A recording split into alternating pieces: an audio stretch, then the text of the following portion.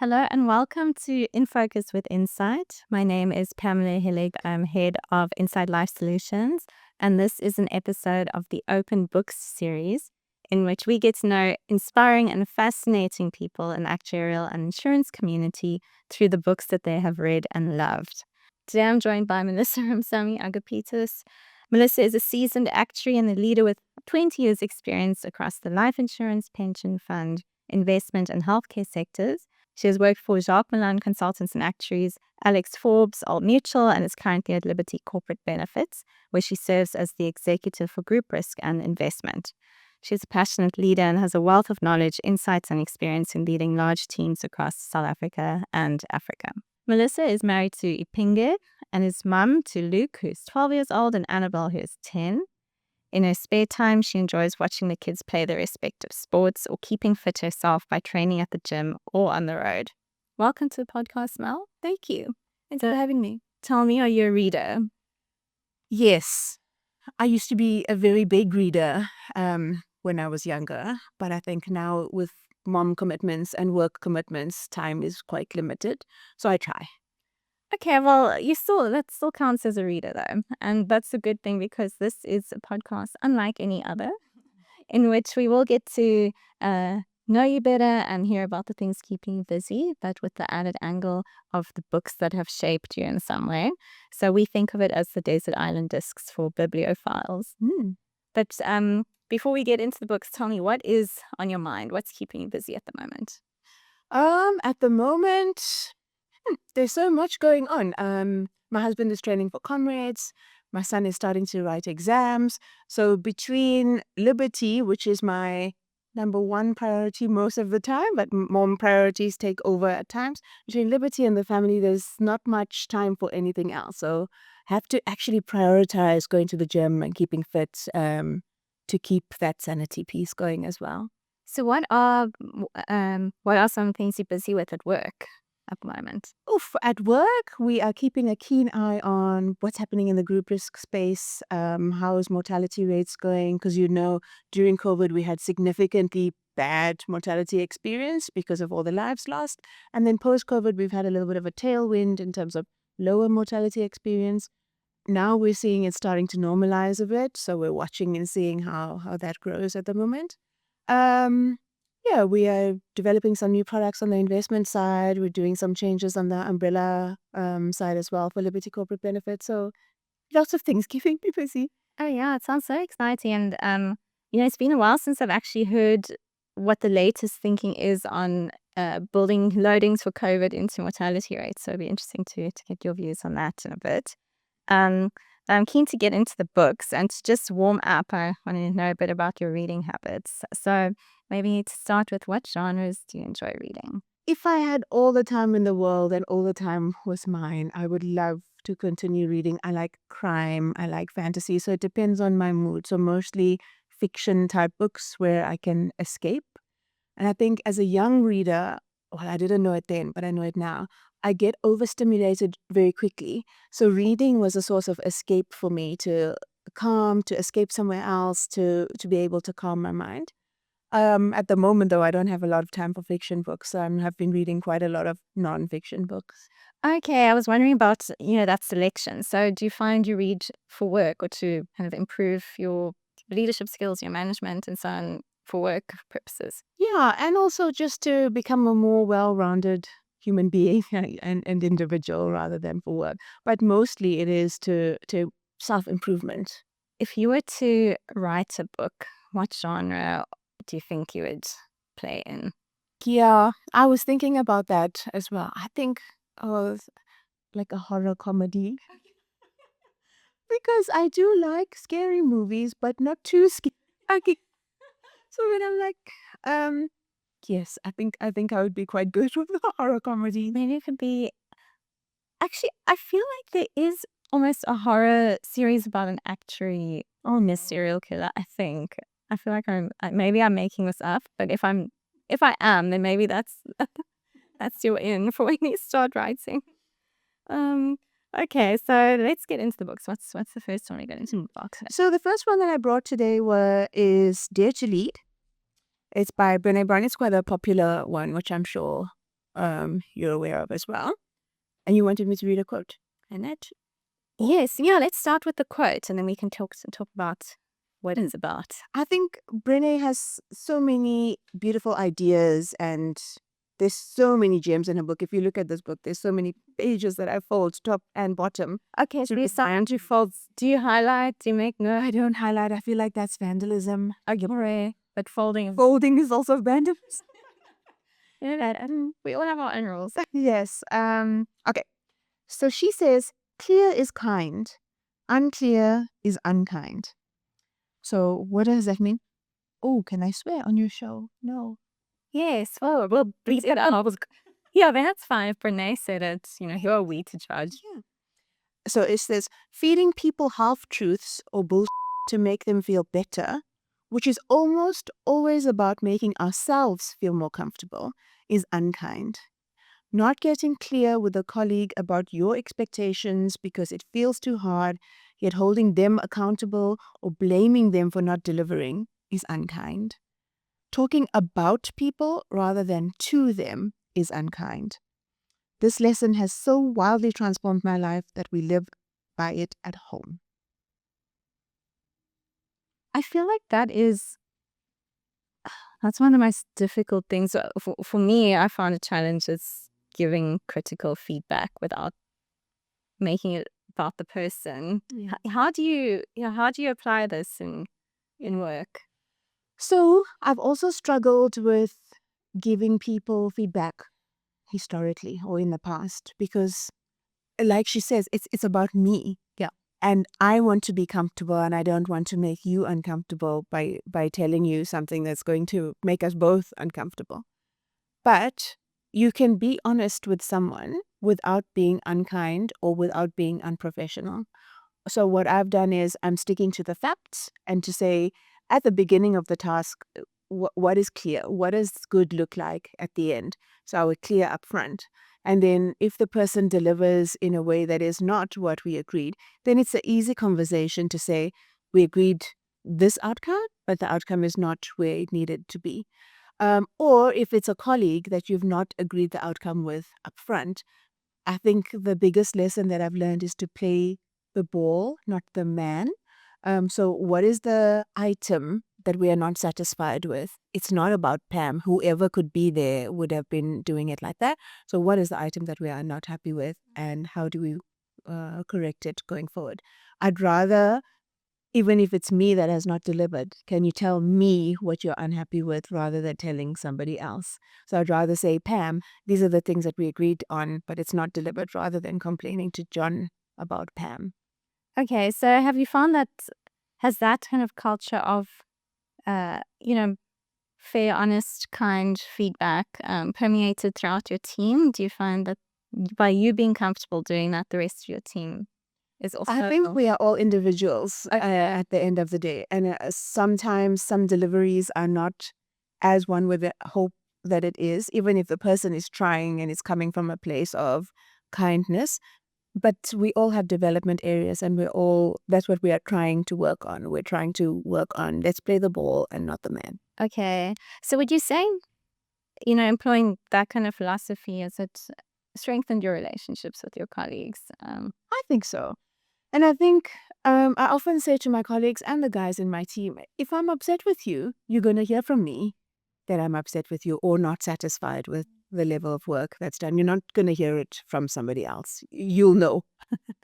Yeah, and you need that trust. And also hopefully they'll know before performance appraisal time, which I think everyone appreciates from their managers. So that's one of the ideas from Dare to Lead. What else is this book about?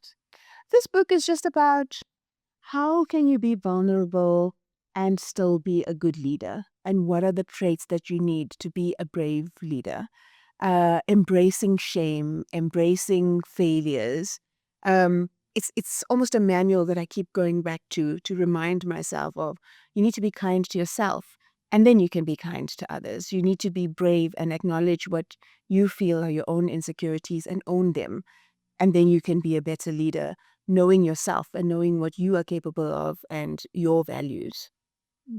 What does it mean to own your insecurities? Because I'm trying to think, I love this idea of, vulnerability and all that, but how does it look in real life? So I think owning your insecurities, being vulnerable, all those ideas help the people that you are working with to realize that you are also a human being.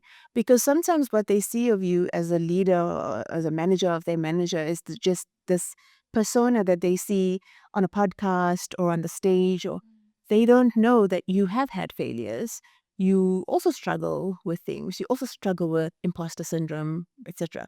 So me being able to say, these are the things that I struggle with, but it doesn't make me an inferior person. In fact, it makes me stronger knowing what I struggle with. I think it's a good modeling behavior for the younger people that are also working with us. So just, I guess talking about it, being open about it. Yes. Calling in people where you have weaknesses, but they can kind of compensate for that because they're better at things that you aren't. So, Yes, and being comfortable when there are smarter people than you in the room. But Brene also says to be careful not to be too vulnerable with your audience as well. I mean, there are boundaries that one would need to set. You shouldn't be oversharing with your colleagues either. So finding that balance is interesting also. And I know you've said you're passionate about growing the actuarial industry and specifically in terms of diversity and inclusion. Do you think, and I don't know if it's just because it's a female author, but this strikes me as kind of a female intuitive way of leading, leading with vulnerability and openness. Do you think employing those kind of techniques and cultures within our teams can help with, making minorities or, traditionally less representative parts of the population feel comfortable to become leaders in the actuarial community? Yeah, well, men can also be vulnerable, as I've found. But what this type of leadership does is it invites people to come to work as their whole selves. You don't have to hide a piece of yourself because you feel like you won't fit in or people won't understand. Bring your whole self. And I often say to the guys at Liberty Corporate as well is that I don't care what your sexual orientation is, what your beliefs are. Come to work as your whole self and let's see what your whole self is. You shouldn't be making yourself small to fit in because the world has changed so much now. So you need to take up space and be yourself because there's only one of you in the world. And I guess that extends to also accepting who you are professionally and which things you're good at and not try to be someone else or be good at the things that other people are. Because, I guess something I've thought about a lot, that authenticity of valuing yourself and the things that you can bring to the table. Yes, absolutely. And I think a comparison is the thief of joy. I'm often saying that as well a lot. And it's so easy. And some of the quotes that I have in some of the other books as well. It's so easy to get stuck in comparing. Oh, but Pam has X, Y, and Z, a better car, a better house, a better husband. High salary. Yes. What are the things that, let's take a step back and say, what are we grateful for? I'm grateful for my job, my house, my kids, my education, my quality of life. But your today and your normal is something that someone else is dreaming of. But we are not thankful for what we have, I think, because they've got a quote, I think, in The Subtle Art of everything is so available now. So you can see what's on social media. But what's on social media is all the happy pictures. There's like 100 pictures that of yuckiness. That has led to the one perfect picture that the person that you are jealous of is posting. You only put the happy things on social media. So of all the kind of leadership books you could have brought today, why do you think this is the one that stands out? This one is about, and I like Brene because she talks about wholehearted living, about rumbling with vulnerability, about being your full authentic self. And that is something that I struggled with coming into our profession because when I qualified in 2011, how many years ago was that? Like 14. I was one of very few women and people of color that had qualified then. And even in a boardroom, you would be one of very few brown women that's in the boardroom. So I would make myself small to fit in. And Brene has taught me, but I am beautiful as an individual, and I have many thoughts that I can share with the boardroom. So why make myself small? And I guess that comes with experience and age as well. But now that we have more, not enough, but more women and people of color in the profession, it is easier to see representation, and it's easier to make people feel welcome and have that environment. So I think that's great. And it's easier or maybe more permissible not to be perfect because, Yes. if there are more of you, then there isn't that pressure to kind of represent everyone and almost be the one that allows other people through the door by being perfect. But so no one is perfect. They seem perfect, but they're not. I don't know if you've seen that Disney picture with all the princesses, and they say the more you look at it, the worse it gets. I must find that picture for you. Yeah, it sounds scary. It is scary. So when you're looking at it, I'm wasting time now. But when you're looking at it, it's it's Belle and it's Sleeping Beauty and whatever, and it looks really cool. But then when you look carefully, like there's an arm. Sorry, like the extra hand. Yes. The feet. So nobody's life is perfect, and if you go and scrutinize, you're gonna find faults. But we need to be happy in that imperfect. We are imperfect. Yes. Great. Well, what's the next book we're going to talk about? Okay. The next one is Magda. Do I say it Magda? I don't know, and I can't pronounce her surname. We all know. You know who I'm talking about? Yeah. Yes. Cool. This is it's my journey. Is that okay? Journey. So this book was about her journey on her progress of moving from Poland. Yeah, I think so. studying actuarial science at UCT, being in the Jewish community, how she navigated her way, because she was also one of the earlier women to qualify as an actuary. And finding past papers, things like that, where you don't know what to do, getting into that community and finding her way. That was that in the 90s or when was it that she was qualifying? Late 90s. Okay, yeah. And she's I don't know if she's the founder of Signia, or she was. I think she stepped away now, yes, but she is the founder. She says, I'm often asked by other women, can I have it all as a woman and achieve balance? And can I lead a fulfilling life? And she says, the answer to the first is a resounding no, but an emphatic yes to the second. And then she goes on to say about how simple a man's life is, because it's simple and it's linear. She says traditionally a man gets up in the morning expecting his breakfast to be made and his shirts to be ironed. Well, I don't know if that's the case now, but this is an example. He goes to work where he can focus without interruption. He doesn't have to worry about phone calls from school, unexpected medical appointments, or organizing a plumber. He comes home to a warm meal. He can relax in front of the TV, etc. A woman, however, is a juggler. She's expected to shop, maintain a clean home, organize, repair, supervise the children and their homework, attend school meetings, drive the children to parties, after-school activities, make time for exercise, look good, iron those shirts, cook those meals, and then possibly still have a career. So she says, as a woman, you cannot have it all and achieve balance. What you can do is choose your priorities. So what is important to you? Is it having a career or being a mother? And there are no wrong answers. Each option comes with its rewards and sacrifices. And once you have chosen, if you have a choice, of course, give up or outsource the activities that make you unhappy or take up too much time. And I found that very useful because I thought I was the only one struggling to find the balance and dealing with the guilt, I guess, of outsourcing things.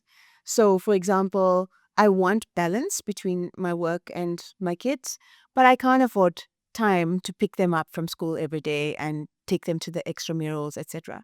So what was important for me was to be present for the children, and to be a good worker. But that meant that I couldn't do all these things. But it was easy once I prioritized, because then I said, okay, so how can I outsource these things? And that was when we decided to get an au pair. So she picks them up from school, she helps them with their homework, etc. I can still have the cuddles in the evening and listen to the stories of the day and check the homework and make sure that everything is to my standard. But it saves me that time and the added stress. So I guess, being a fellow prominent female actuary, can you tell me about your background and your journey both into the profession and then perhaps your leadership journey as well? Hmm. I think a lot of your audience would probably have heard my story already, but I don't know if I can do it in 2 minutes, but I will try. So I grew up in Chatsworth. It's an Indian township south of Durban. My parents were both blue collar workers. My mom was a housewife for the most part, and she only went back to work when I went to high school. So she worked in a factory where they would make car seat covers. Okay. And my dad owned a taxi, like a minibus taxi, owned and drove a taxi. And so growing up in the 80s and 90s, if you were smart or intelligent at school and coming from a brown household, there was a set number of professions that you were expected to pursue. It was a doctor, lawyer, or a teacher. Okay. Sorry. So for the most part of my schooling career, I was going to study medicine, and that was it. But then in standard 9, which is grade 11, for our younger viewers, I think my dad, he had a cut on his hand, and he said, "Oh, you're going to be a doctor. Can you please help me?" And I tell you, I saw the blood and I started to see spots. Almost fainted. And I was like, oh my goodness, how am I going to do this medicine thing? Didn't really have career advice either. I mean, it was a government school. We were running on fumes in terms of financial support, etc. So my mom said, I've heard of this thing. She heard about it when like some aunties were chatting at a funeral. I don't even that Good place to hear about. just it's called actuarial science, and it's for people who are good at maths. That's all she heard. Um, and that's how I started actuarial science. I applied at UCT. I got in. Um, I didn't qualify for any bursaries because I only had 5 A's out of 6 subjects that I was doing in matric. And I mean, I didn't know that everyone in the top 30 in South Africa at that time would also be studying actuarial science. I had no idea what it was, and maybe that was a good thing, because I think if I knew then what I know now, would I have gone with my eyes fully open? I was so naive and How hard can it be? she said for people that are good with maths. So, well, we were not in Kansas anymore then. Um, it was difficult. It was a difficult journey. I would call my dad in tears and say, I'm done now. Can I please just come home? But we struggled to pay the school fees as well, right? So my dad would say, okay, but I've paid for this semester. Oh, gosh. Can you please finish the semester and then come home? And then I would complete the semester, and then it wasn't so bad, and then continue. And I went semester by semester with the degree, and eventually finished the degree. And then started working for Jack Milan. And by then I've started it. I need to finish it, and You're too deep in now. Too late. Turn back. yes, cannot have a DNF. Yes. When did you start enjoying? Did you start enjoying work from the beginning, or was there a point where things got better?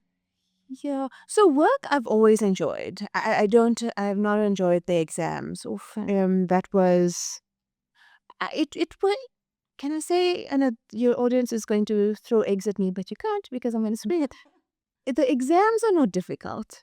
It's the anxiety leading up to the exams, and everything that's weighing on it, and the whole world knows you're writing exams. They know when results are coming out. Oh, yes. They know what you Those days, you couldn't hide your name. If I know you do that now. Yes. Okay. Oh, you can say you don't want your name to be published, but the whole world is watching now. If you're working in a big actuarial employer. Yes, yeah. And all the failure is part of the journey. Failure is part of the journey. That is the humbling experience. Everyone that you know that has studied actuarial science has failed something. along the way. And if they haven't, there's something wrong. That's the serial killer book that I'm going to write. But it was, I think the exams was not hard. It's the journey. Enjoying work, I didn't know any better either. So doing the grunt work of cleaning the data for evaluation, I like numbers. I like it when things add up. So I didn't mind that. I actually miss doing the number crunching pieces now, because now I'm just oversight and giving advice. But as it evolves, I think it becomes more and more enjoyable. I think my career has been like a nice wine that is maturing, aging Well, and I guess it's like you were saying earlier, as you gain life experience, experience failures, overcome challenges, it builds that confidence and that comfort with yourself, which just makes things less stressful, I think, in general. Yes. But you are executive for group risk and investment, and yes, what does that mean? So I'm looking after all the products that Liberty Corporate Benefits has to offer. So I look after the umbrella fund. We have about 50 billion rand in assets under management there. I look after the group risk piece, so all the standalone group risk and what feeds into the umbrella fund. I think we've got about 3 billion rand in API coming in there, and then the standalone investments as well for Liberty Corporate. Yeah. Okay, and being a leader, has that always been something intentional that's shaped your career path, or has it just kind of happened coincidentally? I think it has happened without me thinking about it, but if I do think about it, then it makes sense, because I am naturally a leader. Okay. So I think that that's the correct path that I've been on, and maybe I haven't planned it as I would have in terms of the route, but I'm quite comfortable. Yeah. Okay. What's the next book you think? The next books, I can't say this.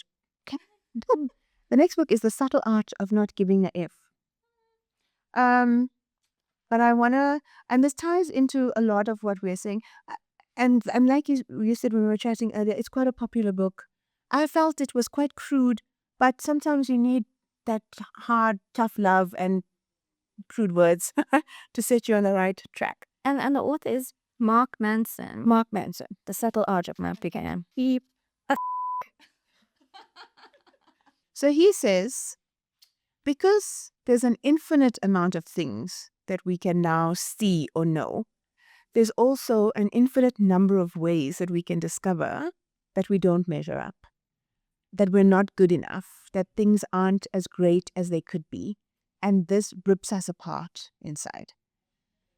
There's also, okay, because here's the thing that's wrong with all of the how to be happy that has been shared 8 million times on Facebook in the past few years. And here's what nobody realizes about all of this crap. So these are his words, not mine. The desire for a more positive experience is itself a negative experience. And paradoxically, the acceptance of one's negative experience is itself a positive experience. This is a total mind. So I'll give you a minute to unpretzel your brain and maybe read that again. Wanting positive experience is a negative experience. Accepting negative experience is a positive experience. And this is what is known as the backwards law. The idea that the more you pursue feeling better all the time, the less satisfied you become, as pursuing something only reinforces the fact that you lack it in the first place. Oh my word. Isn't it so blowing? Mm-hmm. Gosh, how's that? Can you think of some examples where that's manifested for you? Gosh, there's so many. Let me think. So coming back to what we spoke about on social media, there's so much available. So that's what he's saying. There's so much available. Excuse me. So that we're looking at people's lives, but what people put on social media is only the shiny pieces. And so when we are looking at this, we're like, but I'm not thin enough. I'm not smart enough. I haven't progressed as far in my career as Jane Doe. And I think it's taking a step back and looking at also what are these people sharing and why am I feeling so convicted to be comparing myself with them. And if I was, and that's coming up in one of the other quotes as well, if I was thinner or earned more money or drove a better car, would I be happier or not? And I think that is, each of us as individuals have to take a step back and think, do we really want to compare ourselves with everything that is on the internet? What is it that we want for ourselves? So if I take something as simple as training for a half marathon that I've done, it doesn't matter. I've realized that now because I'm quite slow in running. So I take 3 to 3.5 hours to finish a trail. Sounds amazing to me. But I mean, there are people that do it in, my husband would do it in less than 2 hours. And people would finish. And when I was training for Two Oceans the first time in 2019, I finished with 30 seconds to spare from the cutoff time. And I think that's 30 seconds too fast there. yeah, it's 30 seconds too fast. The cutoff time is what created anxiety for me. And that pursuit of perfection for me, finishing with enough time to spare was something that was working on my mind for the longest time. But I finished. But what are people going to say? Like, I've only made it 30 seconds before the cutoff. And nobody cares, actually. The fact that I've completed a half marathon at that age, 30-something, after having 2 children, and managing a career and a family, etc., putting in the time to train, that was something in itself. So that, for me, was a mind opener. So it is, I'm now running for fun, which is so liberating. I'm not chasing a time. I'm not chasing finishing within a set amount and not getting cut off, etc. I'm running because look what my body can do. Look how far I can push it, and enjoying that time with my brain and my thoughts. Do you listen to music while you run? If I'm running on a treadmill, yes, I do listen to music. But if I'm running on the road, like in a race, then no. So you're just alone with your thoughts for 3 hours? Yes, and my thoughts are beautiful. Like, I respect or I admire that. It's so, often with these conversations, it's so interesting how there's a theme that emerges in the books that people choose, and it's not always intentional. So I don't, with you, obviously it's this theme of vulnerability, self-acceptance, not comparing ourselves to others, gratitude, finding joy in who we are and what we have has come through. Would you say that that's a conclusion or a lesson you've come to sort of on your own through life experience? Or do you think, and then the books have kind of backed that up, or have the books taught you that and you've applied it and built it into your life? The former, because I want to be myself. I want to show up as myself. Yeah. The books have reinforced that I can. And giving you the language to articulate it. Absolutely. And that is so empowering. That is super empowering. And I love it.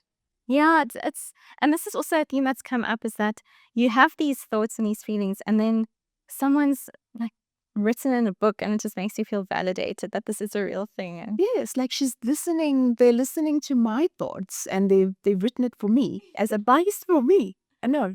And when you do read these leadership or, self-help books, how do you, and I guess, what we say is the knowledge is already there and the implementation is already there. But if there are things you learn and you think, oh, this is something I want to apply in my life, how do you actually go about doing that? Because I find these nonfiction books quite overwhelming, and I might think, oh, this is so good. But then the moment I put the book down, I've forgotten about it.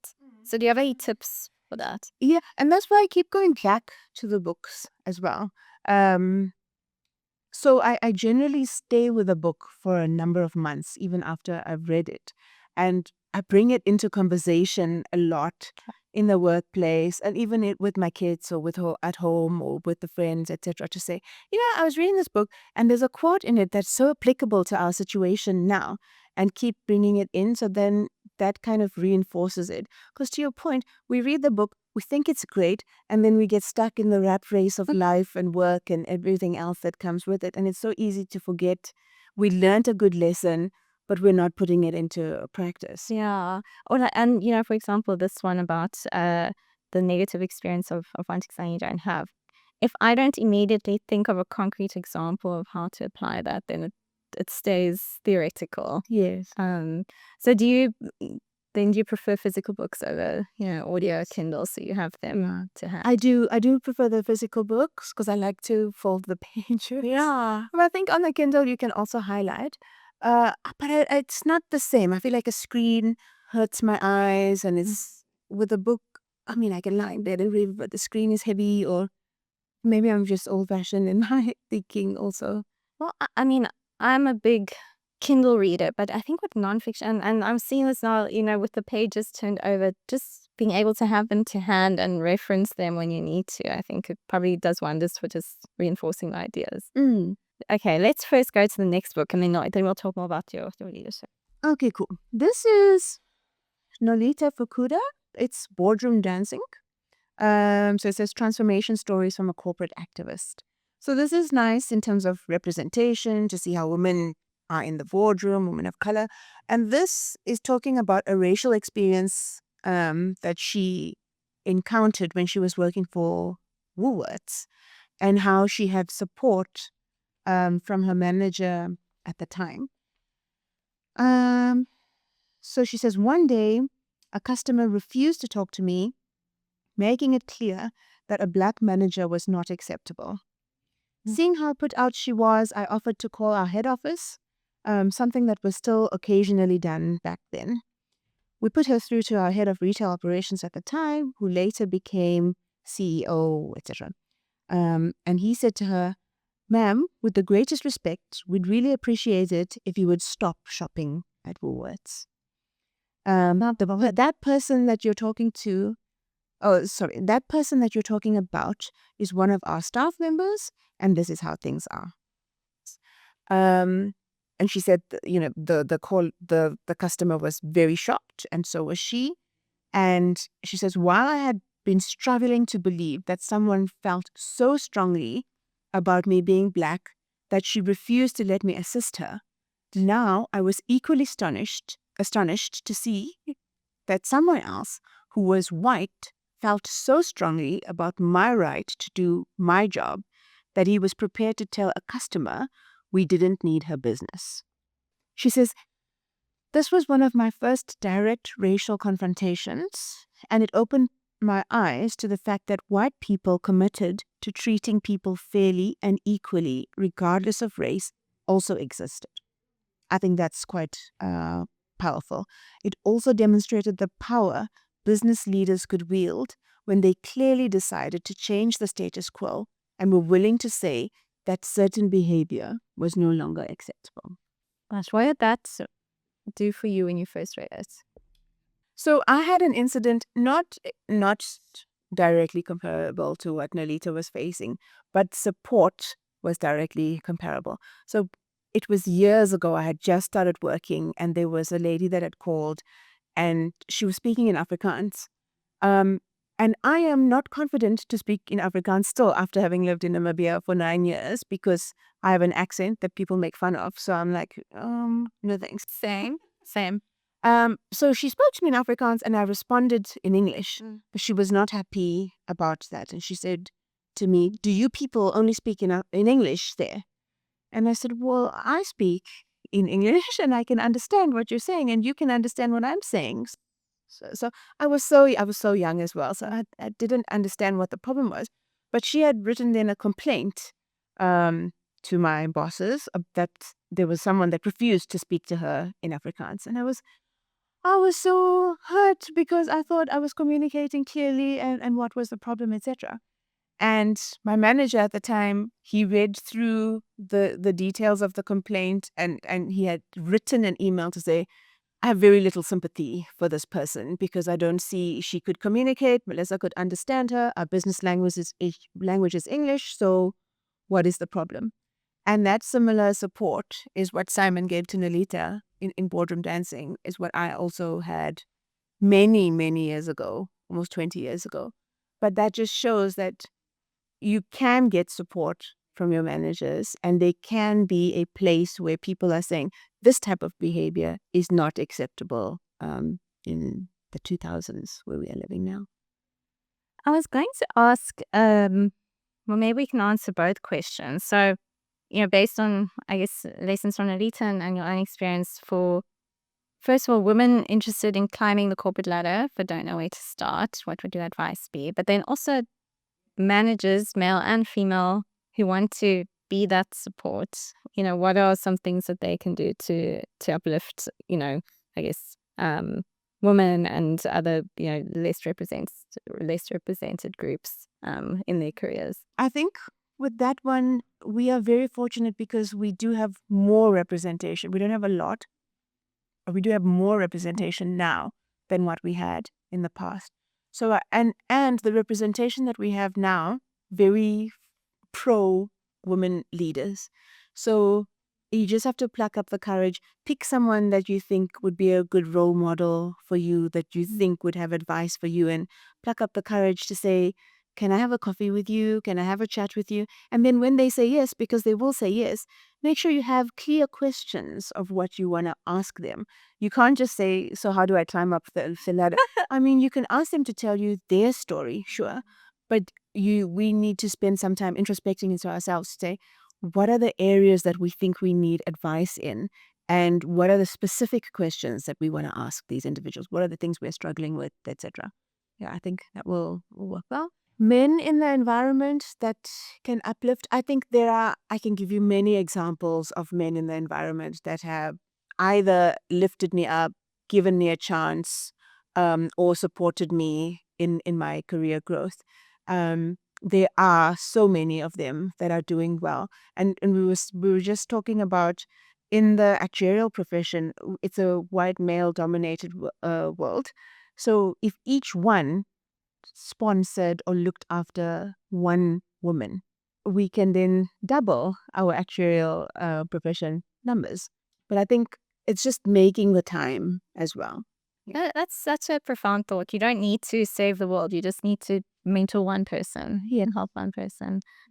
So you were on as a council. Can you tell me what that experience was like and what are some of the things that you focused on during that time? We were in COVID when I joined. So there was a lot of vaccine debate items happening there. We spent a lot of time discussing and debating that.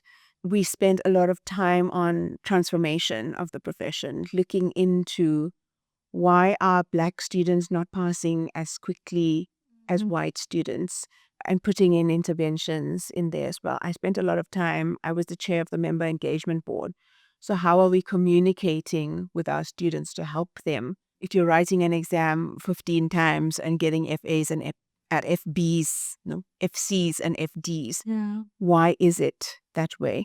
So a lot of time spent on the education piece and the member communication. Did you come to any findings with respect to why Black students weren't passing as quickly as white counterparts? Yeah, I think my colleagues at ESSA can probably add more color.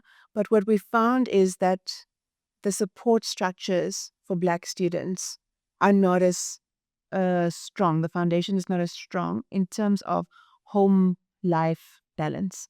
So a Black student that is studying and working will still have a lot of family commitments, will still have a lot of Black tax that they have to do. And those are the things that are on their mind. They are not able to completely focus on studying alone. They are not necessarily living on their own yet to have that space, to have that quiet time for studying, etc.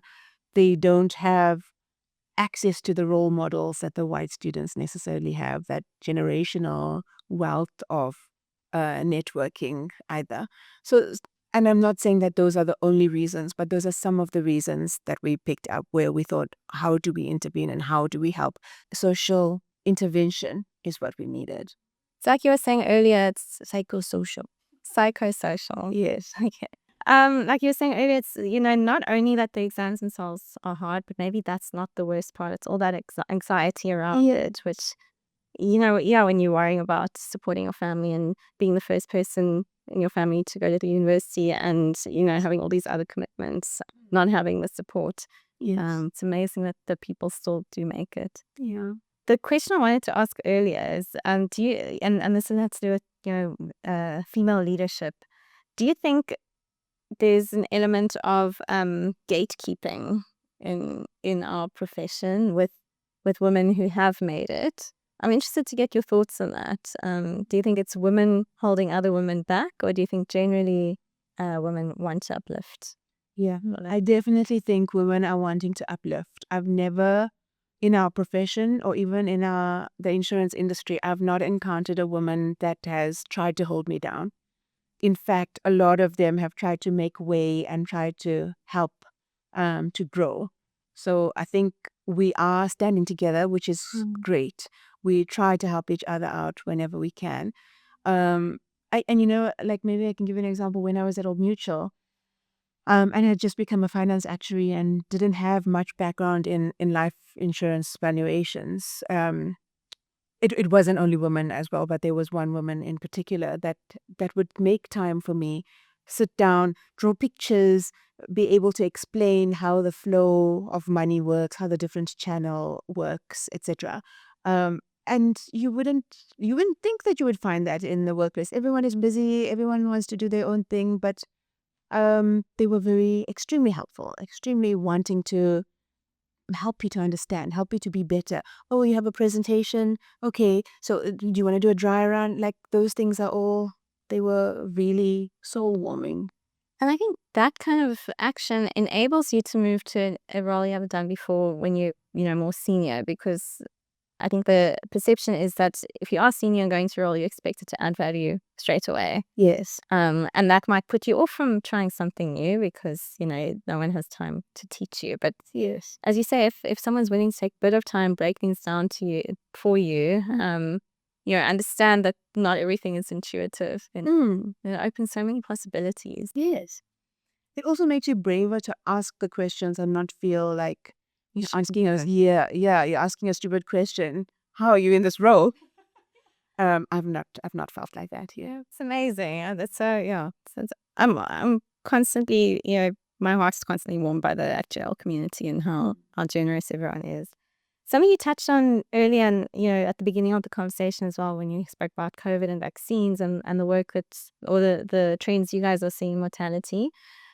If you can share, I'd be interested to know, what do you think COVID has sort of made an impact on our best estimate mortality rates, or how has the pandemic kind of affected how we set mortality rates, for example? yeah. So I think a lot of us have removed COVID loadings from the rates. But what we have realized is how we're setting the rates maybe not sustainable long term, because group risk business especially is a very commoditized business. So we're fighting for price. But how we've been setting price is to price the bare minimum margins in, so that when you do have a catastrophe like we had a few years ago, all decades of profits are wiped out because the profits are so tiny. So how we're setting the price, we've not changed how we're setting the price because the market is so competitive at the moment. But it raises the question of how should we be pricing in the future, knowing that this was a 1 in 100 year event. What if that happens sooner again? Because bacteria or those little viruses are coming for us in different ways. So how do you set pricing for a sustainable industry? That's something that we're grappling with, certainly on the Liberty Corporate side. Yeah. And how does one start to address it if you can't really outprice, you can't make it up in price? Are there other avenues that you have to be more sustainable as a business? Yeah, so I think retention of business is extremely important and somewhere that we're focusing at the moment. Price is one factor. I mean, your bread might be cheaper at a Checkers, but you still go buy bread at Woolworths. Why is it? So we're looking at how are we making our customers feel? What is the experience that we're giving our customers to build that loyalty? What are the other sticky items that we can add to our product as a whole for our offering from Standard Bank Group to the individual or to the corporate that will make them stick? So price is important. Absolutely, we can be competitive, but we don't want our customers to make decisions on price alone. We want them to know, how do we make you feel? That builds that loyalty. I guess that's where innovation comes in. Because, the price thing, when that's out the picture, you actually have to start getting creative. Yes. Okay, what's the next book we're going to talk Okay, about? so this one is The Enneagram of Parenting. I don't know how to pronounce the surname of the author. It's Elizabeth Wegele? Wegele? I don't know. So I don't have a quote from this book. But it talks about Enneagram for kids, and I'm not sure if you're familiar. The personality test. Yeah. Yeah, maybe if you can, I don't know much about it. So there's 9 Ennea types, and working with it with my coach also helps to understand my own personality. So I had a lot of insight on that. And what is doing what my kids are. So I thought my type was a number 3, which is the achiever. Okay. Intelligent, you get things done, blah, blah, blah. But then I did the test, and the results were conveyed to me by a different coach. And she said, okay, you've come out as a number 2, which is the considerate helper. Okay. And I was like, I'm not a 2. I am a 3. I don't want to help anyone. Yes. And she was like, how do you know that you're a 3? And I'm like, I read the definition. She says, well, the way that you answer the questions is you're a number 2. And we had a 1.5-hour session where she spoke through the outcome of my Ennea test. And the more she talked about it, the more it was like someone was holding a mirror up to me. And I was like, oh, I am a 2. Why? Why did I not want to be a 2? Because it sounds fluffy and weak, and I am not. Sounds like not main character. No, yes. But when she spoke about things, so it's I always want to help people. Yes, I always have a solution. So if you're coming to me with a problem, I always know already how to solve your solution 5 steps ahead. I have burnout because I accept too many tasks, and I make myself obligated to too many things. Can't say no. I can't say no. And why can't I say no? Because I want to help everyone, and I don't want anyone to be upset with me. And I overcommit myself, so then I don't make enough time to spend on myself. Then I get upset when I've done so much for you and you're not thankful to me. So I was like, oh yes, that is me.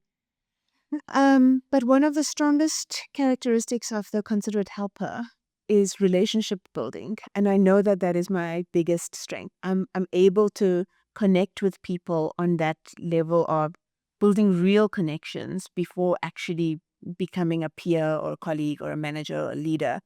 But that has helped me so much in the last 5 years working on myself, understanding, why am I upset with you, Pam? I organized this whole lunch for us and you're just like, oh. Understanding that people are not going to be upset with me if I decline an invite. Understanding that I don't have to say yes to everything. Understanding that I can say, this is the season for me to be a volunteer at the church. Therefore, I cannot be a volunteer on ASA anymore, for example. Understanding that when I make time for myself, I'm not being selfish. It is part of my whole self-love, making sure that I'm mentally stable vibe. And so learning to say no, my type has taught me it's uncomfortable. It's still uncomfortable learning to say no, but I do say it because I'm protecting my peace. So because I've made so much progress with understanding my type, I was chatting to my coach and I was like, I wonder what type are my kids? And so she lent me this book. And so the kids, when I was asking, so originally I asked them questions because there are questions in the book, and they would answer the way they thought I wanted them to answer. So then I said, no, okay. And I thought I had in my mind what Ennea types they are. So I printed out the questions and I said, you fill it in. And I just mixed the questions up and then they filled it in. And they both come out to be number 3s, which is what I wanted to. Wow. But why this book is helpful is it helps you to understand your child as a 3. It helps me to understand, and both of my children are 3. So I understand that they are competitive, that they are hard on themselves, that they are diligent. And when I praise one, why the other one would say, I can also do that. Watch me doing this cartwheel. So that has helped me to understand them so much, and just when they are getting upset, why, trying to understand why are they getting upset and how to approach better. So would you say this book is sort of part of your, self-improvement in terms of a parenting? Yes, how to be a better mom, to know when to be more patient with them, when to push, when to pull, when to give them time, when to smother them. You've mentioned, speaking of children and I guess maths now we've just touched on, you passionate, or you have an interest in cultivating love of maths from a young age in children, and the way you raise your children reflects that. Can you talk a bit about that interest of yours? Yes, I think a lot of the time when we say to people, but maths is fun. Okay, I mean, we think maths is fun. I think all actuaries think that maths is fun, right? I hope so. So, because we have to compare it to stats. Yes. But it's the same in every country. You don't have to learn a different language to understand maths. It works the same everywhere. Um, and there's a constant source of debate in my house because my husband says he doesn't like maths, but he can do it. And my son also says he doesn't like maths, but he can do it. But my daughter and I are like, what? What? We don't like this vibe. We can't deal with this negativity that you guys are emanating. Um, but I think a lot of people are fearful of maths. The numbers scare them. In South Africa as well, because the level of math literacy is not where we need it to be. So if I can get more people to understand, maybe not as obsessively as I do, that maths is fun and maths is cool, just understanding basics of maths. If you have a budget, how do you set a budget? How do you work a budget? So what we do with our kids, and probably our viewers are probably going to think I'm such a harsh mom, but you can let us know in the comments. Um, You're gonna get cancelled. how can I get canceled? That's okay. But at least my kids will know how to have a budget. So for the last 4 years, I've been saying to my kids, here's an amount of money for your birthday party. How you spend it is up to you. If you want to keep everything and not do anything else with it, that's fine. Oh, that's a nice option. Yes. They never want to do that. So here's your money. And so Luke, for example, has his birthday over like 3 days, and he has his friends sleep over, and then we do an activity or we go to the movies and whatever. That's all great. So I'm available to drive you around. I won't charge you for my petrol. But this is that when your money is done, there's nothing further that we can do. So then he gets very innovative, right? So he's like, so if we stay at home and have dinner here, and I take burgers from the freezer, are you going to charge me for that? And I'm like, no, I won't charge you for that. But it helps them to understand that money is not infinite, because I feel like when they're spending my money, then they're balling. But when they have to spend from their own pocket or use their own bank cards, then they're very skint. So it helps them to understand money is not infinite. Everything costs money. And the price of things as well. So if you're going to the movies, it costs. If you're buying popcorn, it costs money. If you're buying Coke, it costs money. If you're going bowling, it costs money. So then that's how they've been planning their birthday parties. But I think that basic skill of learning how to budget is so important for South Africans, because if we knew how to budget, and that's not in a perfect world. I mean, I know that we have many other commitments, etc. But we're living beyond our means at the moment. That's why we are so keen to tap into our two-pot savings.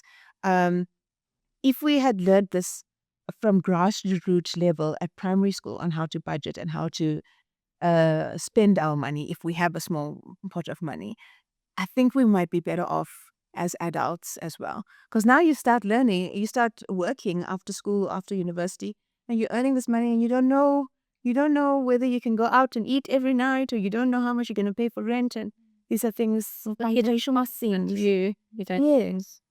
And this, I feel like this is the thread that's run through all of these things, is again that looking at other people and what they have, and then feeling that you also need to have those things, Yeah. and not necessarily thinking about the means you have to support that. Absolutely. So are there any ways, of all the volunteering and things you're involved in, are you, involved in any kind of maths literacy or education drives, anything like that? Unfortunately, I haven't had the time to do that. But what is the thing that Soshan and them are doing? Um, Not actuaries in the making, right? Is it actuaries? It's like the actuaries in the making.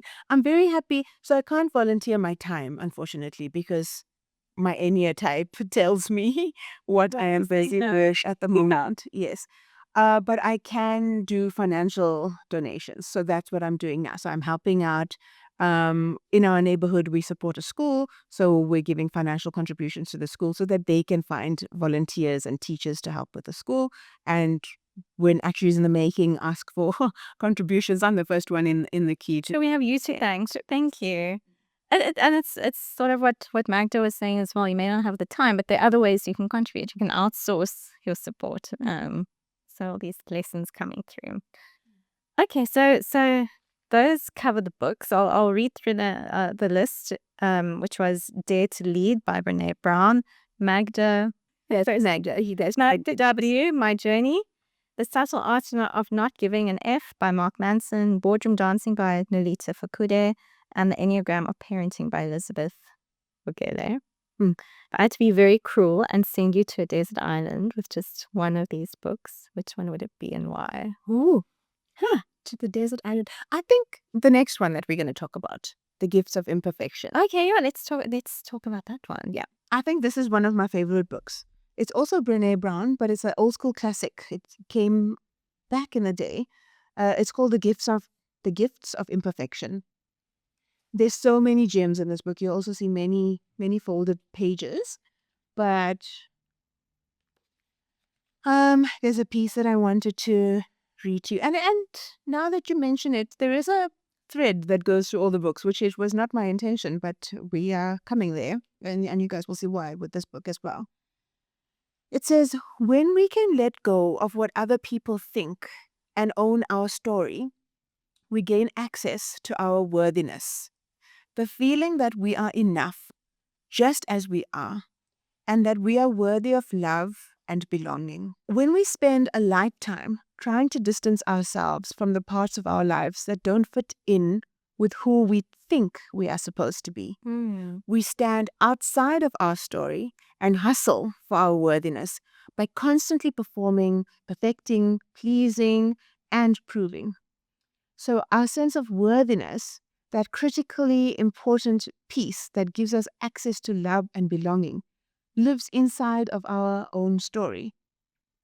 So the greatest challenge for all of us is believing that we are worthy now, right at this minute. Worthiness doesn't have prerequisites. So many of us have knowingly created or unknowingly allowed being handed down a long list of worthiness prerequisites. So I'll be worthy when I lose 20 pounds. I'll be worthy if I can get pregnant. Oh, please don't let me get pregnant here. I'll be worthy if I get or stay sober. I'll be worthy if everyone thinks I'm a good parent. I'll be worthy when I can make a living selling my art. I'll be worthy if I can hold my marriage together, when I make partner, if my parents finally approve, if he calls me back and asks me out. I'll be worthy when I can do it all and look like I'm not even trying. And she says, here's what's truly at the heart of wholeheartedness. Worthy now. Not if, not when. We are worthy of love and belonging now, right at this minute, as is. So if I leave you guys with anything, we are worthy now. We shouldn't be waiting for anything else. I would like to leave it there, but then I'd also like to ask if, this question of being worthy of love and belonging inherently depends on other people loving us and, making us feel like we belong. How do we reconcile those things, that, feeling worthy within ourselves, but then also having to live in a community or society? So, Dr. Seuss is a very good author also. And he said, those who matter don't mind, and those who mind don't matter. So whose approval are we seeking? Are we seeking our inner circle? Because those are the ones that matter. And they don't mind at my silly jokes or how I am showing up with my imperfection. And those ones who mind, where are they in the grand scheme of things? I think I think in the subtle art as well. I think it's in the subtle art. They say you're in the arena. You're the gladiator in the arena. You are playing and participating. And there's an audience or there's spectators. And spectators can heckle at you and say you suck and you can't fight or whatever. But I'm here. Yeah, they are I'm not the doing ones it. fighting. Yes. And at the end of the day, it is, so who are you going home to? Who are your close circle of supporters and people whose opinions should actually influence what you are doing? That also took me a very long time to get to. So if Joe Soap on the street sees me running and he's like, "Well, Melissa, why are you going so slowly? You're gonna get cut." You're adding like CB from Friends. Yes. I've heard that before. Um, you don't really matter in my story. You're a spectator. You're not adding value or taking value away from me. And the little voice in my head will be quietened by the people who actually love me and say loving words to me. And so those people are the ones that will make me feel worthy and of worthiness and love and belonging now. And if they are not making me feel worthy of love and belonging now, why are they in my inner circle? There was a quote that I think it was Mel Robbins, who's another author that's really cool, that said, if you're constantly having to make yourself feel small, or if you're constantly having to be the bigger person, maybe you should ask yourself, why am I surrounded by such small people? So maybe the message for our audience as well is to let's take stock of who are our actual 5 people whose opinions we value and who have influence on whether we are worthy or not. That is a brilliant thought to keep on all on a desert island, I think. Final reading related question. What are you currently reading? So I haven't started yet, but I received this book for my birthday and I'm going to start reading it when Luke starts studying for exams. Because when Luke is studying for exams, I don't move. So I can have some reading time. It's called AI for Life. It's 100 plus ways to use artificial intelligence to make your life easier, more productive, and more fun. The author of the book is Celia Quillian. And I think this is cool because AI is so topical at the moment, and I'm playing around with Copilot a lot. Okay. So I'm hoping that this gives me good gems. It is also on the cover, it says plan a travel itinerary. Okay. And I'm planning our December holidays. So I think this will be quite useful. Please, yeah, share with us, all the tips that you pick up. Nice to have them all in one place. Yes. Okay, so maybe something to read for that December holiday, because I don't know if you'll have a chance before then, is a gift. Look on your chairs, everyone. So this is The Myth of Normal by Gabor Mate. I don't know if you've heard of him. So yeah, this is a gift to say thank you for being on the podcast. Hey. I haven't read this myself, but I follow Gabor a lot. He's very famous doctor and therapist who has done a lot of work in addiction, but also very prominent in this world of talking about authenticity versus attachment and, how we should love and care for the people around us. And funny enough, I thought that this would be a good book for you. And then I messaged Sosh and I said, what book do you think would be good for Mom? He said the same one, even though he also hasn't read it. Yay. Thank you, Sasha. Yeah. So yeah, I hope you enjoy it. And please do report back if you do get around to reading it. And I'm glad you haven't read it yet, because that's always the worries. Before we go, any last thoughts or shameless plugs that you'd like to share with our listeners, and then also where people can get hold of you or follow your journey? So I think if they've listened all the way to the end, homework is, so who are your circle of supporters? Are they making you feel like you are worthy now? Because you are worthy now. And if they are not, then let's have a chat. You can find me on LinkedIn. It's Melissa Ramsamy-Agapitus. Send me a message, ask me for a coffee, but have your questions ready. Amazing. Thanks so much, Mel. Thank you.